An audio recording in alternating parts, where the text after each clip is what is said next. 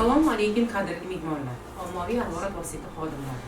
Bugun biz bu yerda 2025-yilda Andijon viloyatida aholini ichimlik suv bilan ta'minlash va oqova suv xizmati ko'rsatish bo'yicha amalga oshirilgan ishlarga doir ma'lumotlar bilan tanishish maqsadida yig'ilganmiz. Andijon suv ta'minoti aksiyadorlik jamiyatida matbuot anjumani bo'lib o'tdi. Unda viloyatda 2025-yilda aholini ichimlik suv bilan ta'minlash va oqova suv xizmati ko'rsatish bo'yicha amalga oshirilgan ishlar haqida ma'lumot berildi.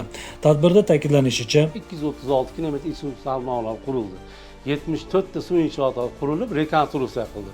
Buning natijasida esa 8 ming odam ilk bor suv bilan ta'minlangan bo'lsa, 12 ming aholi ichki suv ta'minoti yaxshilandi. Bu ishlarni amalga oshirishda esa eng avvalambor ijtimoiy jihatdan sharoiti nisbatan og'ir bo'lgan hududlarda ishlar amalga oshirildi. Ayniqsa viloyatimiz chekka hududlarda. Chekka hududlarda har bir xonadonlarga jo'mra o'rnatilib, ob hayot kirib bordi. Bu esa aholining turmush darajasini yanada yaxshilashga bu imkon yaratildi. ma'lum qilinishicha, ortda qolgan yil davomida 73 ming nafar iste'molchilarni suv hisoblagichlari bilan ta'minlash ko'zda tutilgan bo'lib, amalda 109 ming 238 ta uskunalar o'rnatilishiga erishildi. Natijada ta'minot darajasi 70% ga yetkazildi.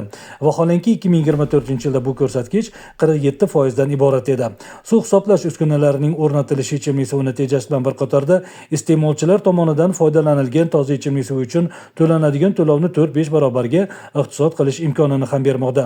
Tadbirda ishtirok etgan ommaviy axborot vositalari xodimlari aksiyadorlik jamiyati mas'ullariga o'zlarini qiziqtirgan savollar bilan murojaat qildilar. O'tgan 2025-yil Andijon suv ta'minoti aksionerlik jamiyati uchun barakali yil bo'ldi. Eng muhimi, aholini ichimlik suvi bilan ta'minlash borasida amalga oshirilayotgan ishlar hamyurtlarimizning turmush sharoitini tubdan o'zgartirishga sabab bo'lyapti.